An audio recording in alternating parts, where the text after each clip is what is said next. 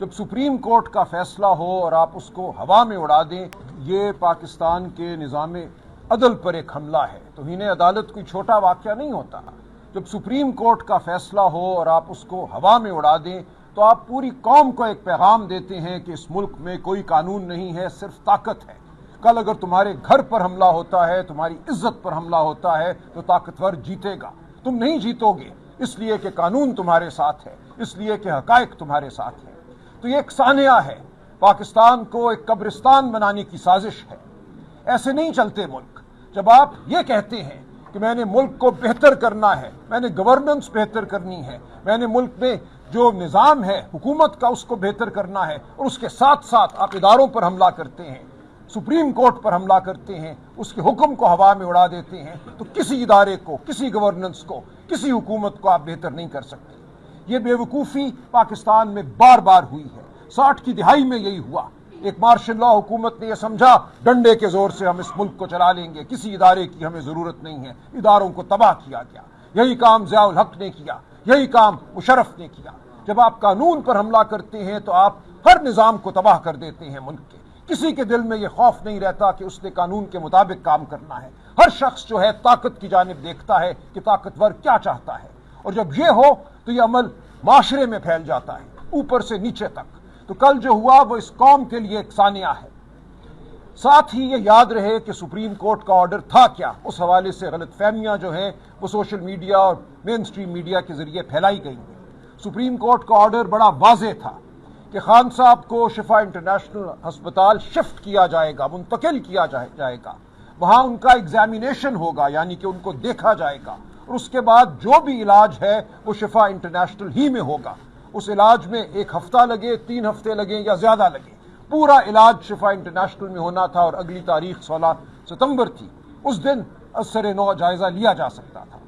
لیکن جو کچھ کل ہوا اس نے اس تمام حکم کو زائل کر دیا۔ ایک بات یہ کہی جا رہی ہے کہ آج جو پریس کانفرنس کی بہنوں نے، ڈاکٹر فیصل نے، وہ شاید سپریم کورٹ کے سامنے دی گئی کسی انڈرٹیکنگ کی خلاف ورزی ہے۔ بالکل غلط ہے یہ بات۔ میں دیکھ رہا ہوں کچھ ہمارے بہت معتبر دوست یہ بات کر رہے ہیں۔ سپریم کورٹ میں راسٹرم پہ کھڑے مجھ سے سپریم کورٹ نے یہ سوال کیا تھا کہ جو میڈیکل ریکارڈ یہ بورڈ شفا انٹرنیشنل میں مرتب کرے گا، کیا آپ اس پر سیاست کریں گے؟ ہم نے صرف یہ انڈرٹیکنگ دی تھی کہ جو میڈیکل ریکارڈ ہے اس پر سیاست نہیں ہوگی۔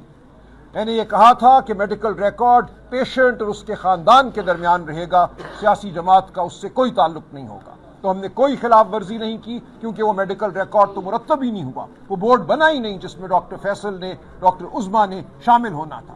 لہٰذا یہ پہلی بات ہے جس کو یاد رکھا جائے کہ ہماری جانب سے، بہنوں کی جانب سے، ڈاکٹر فیصل کی جانب سے کوئی خلاف ورزی نہیں ہوئی۔ دوسری بات یہ تھی کہ شفا انٹرنیشنل ہسپتال کے گرد کوئی ہجوم نہ کھڑا ہو۔ بالکل کوئی ہجوم کھڑا نہیں ہوا۔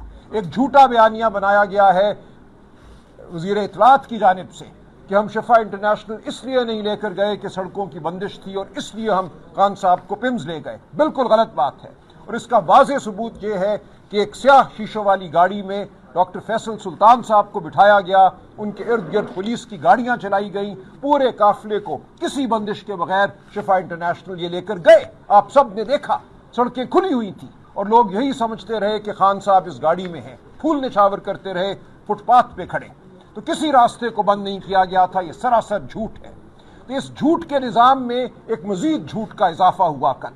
جو بات ہم سمجھ رہے تھے کہ شاید کسی سمار کی طرف جا رہی ہے، سنور سکتی ہے، اس ملک میں ہم اکٹھے بیٹھ کر ملک کی فلاح کا سوچ سکتے ہیں، تو کل ایک اور نقصان پہنچایا گیا، زخم پہنچایا گیا اس پورے عمل کو۔ یہ کہا گیا کہ ہمیں نہیں ضرورت عوام کی، عوام کے نمائندوں کی، ہم طاقت کے زور سے سب کچھ کر سکتے ہیں، ہمیں قانون کی ضرورت نہیں، ہمیں عدلیہ کی ضرورت نہیں۔ تو اب ہم پاکستانی قوم کے سامنے جواب دہ ہیں۔ خان صاحب نے کل جو ذکر کیا مصر میں مورسی کا، تو ہمارے لیے، ہماری روح کو ہلا دینے کے لیے کافی ہے۔ ہم پہلے ہی بہت فکر مند تھے۔ ہمیں نظر آ رہا ہے کہ خان صاحب کے ساتھ ایک سازش کے تحت یہ ایک سلوک جو ہو رہا ہے، قید تنہائی میں جو ان کو ڈالنا ہے، اس کا کچھ بھی نتیجہ ہو سکتا ہے۔ تو اب ہم یہ نہیں ہونے دیں گے۔ ہم آج بیٹھ رہے ہیں، پارلیمانی پارٹی بیٹھ رہی ہے، پہلے ہی ہم نے اسٹریٹ موومنٹ کا اعلان کیا ہوا ہے، سہیل خان آفریدی صاحب سے بھی ہماری ملاقات ہوگی، میٹنگ ہوگی، اور ہم پوری پاکستانی قوم کو پکاریں گے۔ یہ مقدمہ اب پاکستانی قوم کو لڑنا ہے۔ کل یقیناً ہم سپریم کورٹ جائیں گے، توہین عدالت کی درخواست داخل کریں گے، لیکن ایک اور فیصلہ آتا ہے سپریم کورٹ کا، اس کا بھی یہی حشر ہوتا ہے، اس کو بھی اسی طرح اڑا دیا جاتا ہے، تو پھر پاکستانی قوم کو یہ فیصلہ کرنا ہوگا کہ یہ مقدمہ کہاں لڑنا ہے، عدالتوں میں لڑنا ہے یا سڑکوں پہ لڑنا ہے۔ سڑکوں پہ چلنا ہمارا حق ہے، میں بار بار یہ کہتا ہوں، یہ کوئی جرم نہیں ہے۔ آئین کا آرٹیکل 15 آپ کو مجھے یہ حق دیتا ہے کہ ہم چلیں، رائٹ ٹو فری موومنٹ۔ آئین کے آرٹیکل 16 17 یہ کہتے ہیں right to assemble, right to associate, یعنی کہ اکٹھا ہونا ایک بنیادی حق ہے، اکٹھا ہو کے چلنا ایک بنیادی حق ہے۔ آرٹیکل 19 کہتا ہے رائٹ ٹو ایکسپریشن، اپنی آواز بلند کرنا ایک بنیادی حق ہے۔ یہ حق ہمیں دین بھی دیتا ہے، یہ حق ہمیں ہمارا آئین بھی دیتا ہے۔ ہم اس حق کا استعمال کریں گے پوری پاکستانی قوم کے ساتھ، تو انشاءاللہ مایوس ہونے کی ضرورت نہیں ہے۔ کل کے واقعے نے ہماری ہمت کو، ہمارے عزم کو اور مضبوط کیا ہے، اور ہم قوم کے ساتھ یہ مقدمہ لڑتے رہیں گے، اور فتح ہمارا مقدر ہے۔ بہت شکریہ۔